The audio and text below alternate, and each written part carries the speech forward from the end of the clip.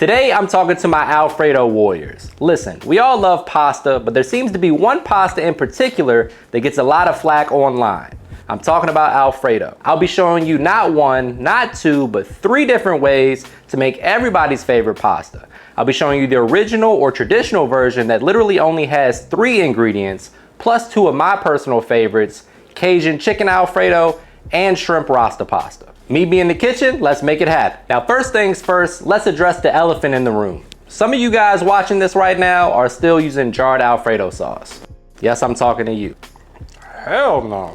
Now, I'm not here to shame you, but I'm confident if you make it from scratch, you'll never go back to the jarred stuff. I have 3 that are popular from the store. I'm gonna give them a taste test and give my honest opinion on which one I like the most. Stay tuned for that at the end. Now we're getting the party started with the OG traditional Alfredo, which is comprised of just 3 simple ingredients. My personal rule of thumb when it comes to cooking is the fewer ingredients you're using, the higher quality those ingredients need to be. Now everybody talks about the cost of oxtail, but really, Parmesan cheese is one of the more expensive things at the grocery store these days.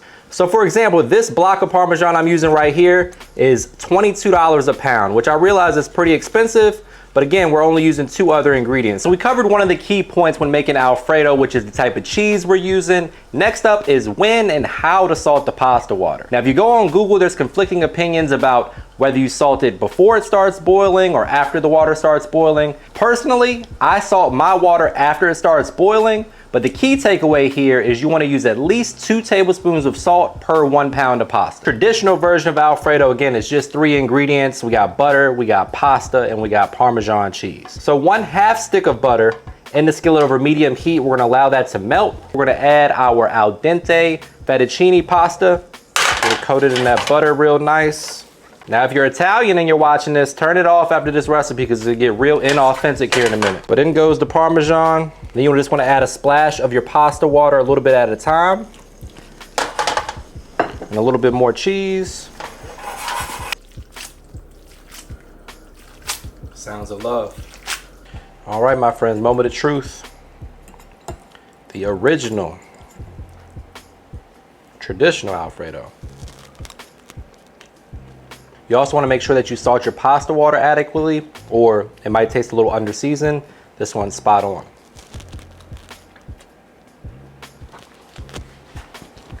All right, so now that we got the traditional version of Alfredo out of the way for the pasta purists out there, I don't want to hear any negative comments in the comments section.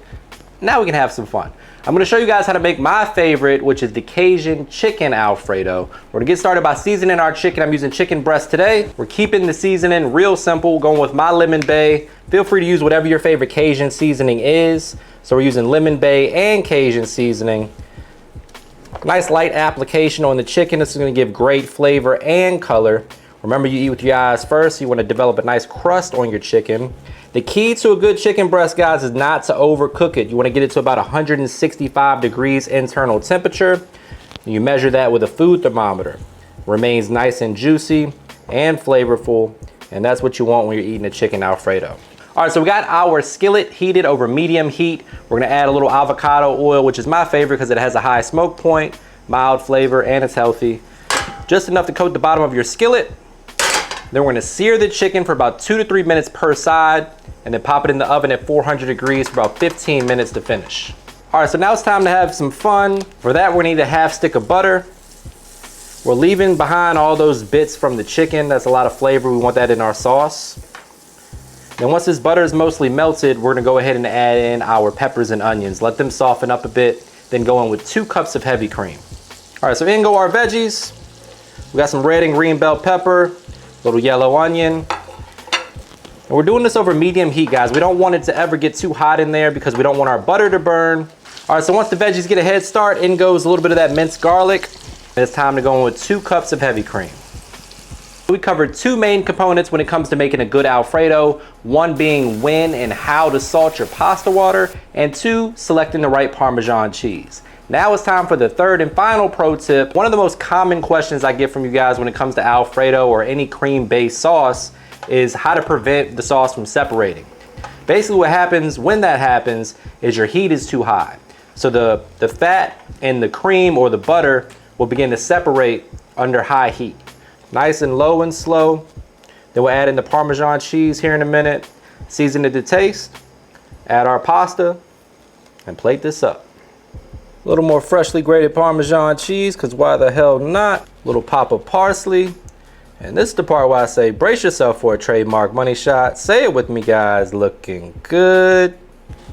Now it's time for the moment of truth. Make sure you let me know in the comments which pasta you think is the best or which you would prefer to eat. A little pasta, a little chicken. Moment of truth.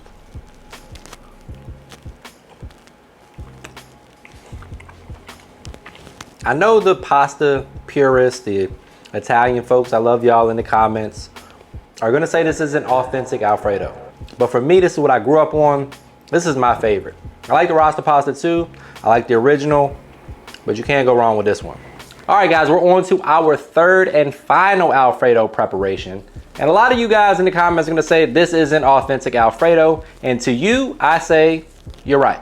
But you don't gotta be so mean about it. We're gonna carry on and have some fun. We got some extra large shrimp that we've peeled, cleaned, and deveined. I'm gonna hit that with some olive oil. A real simple jerk seasoning. Jerk seasoning should have, you know, some spice to it. It should have some allspice or pimento berry ground up.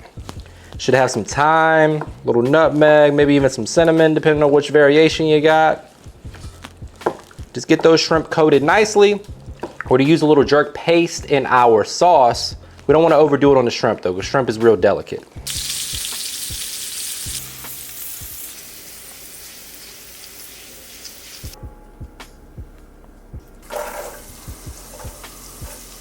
We're gonna go ahead and start incorporating some of our Rasta pasta ingredients, beginning with the jerk paste from Walker's Wood. Going with about a teaspoon of that.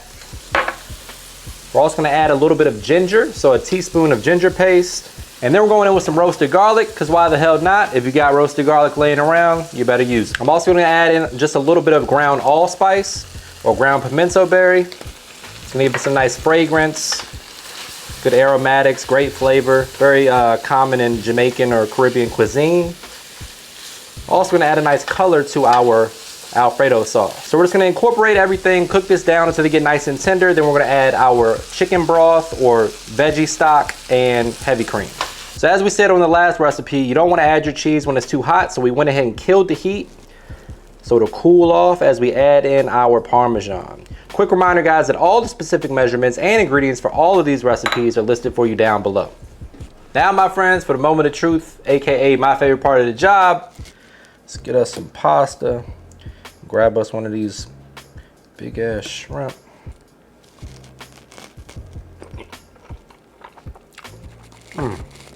Might be my new favorite. We get the heat from the jerk seasoning. Just a combination of flavors. The shrimp is nice and delicate and refreshing. The Parmesan cheese ties everything together. That's good. Bell peppers are fresh and crunchy like I like them. You guys got to give that one a try. All right, guys, so if after all that time and effort I just spent teaching you guys 3 different ways to make Alfredo, you still want to eat it out of a jar, we're going to decide which one's the best. Let me know in the comments which one of these 3 you think is the best jarred Alfredo sauce, or which one you buy if it's not shown here. Personally, this is my vote before we try it. When I was young, 18 years old or so, Bertolli was my go-to. Ragu, not so much on the Alfredo. All right. I'm not looking forward to this at all. Ragu going first. We got some al dente pasta. Get a nice coat, to be fair.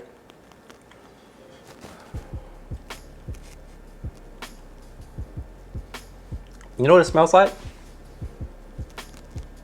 It smells like a Tootsie Roll.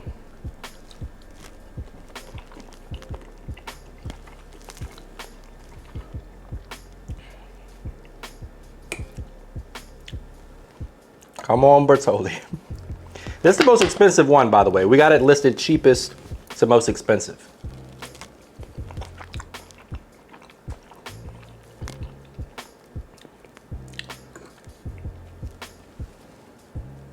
This looks the worst.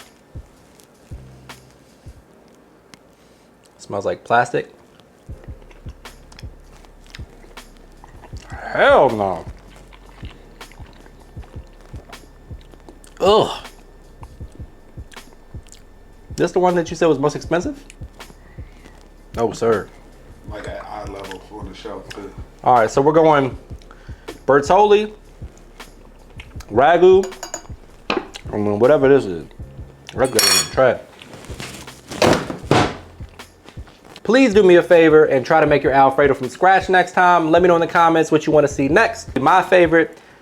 God damn it. That's a blooper.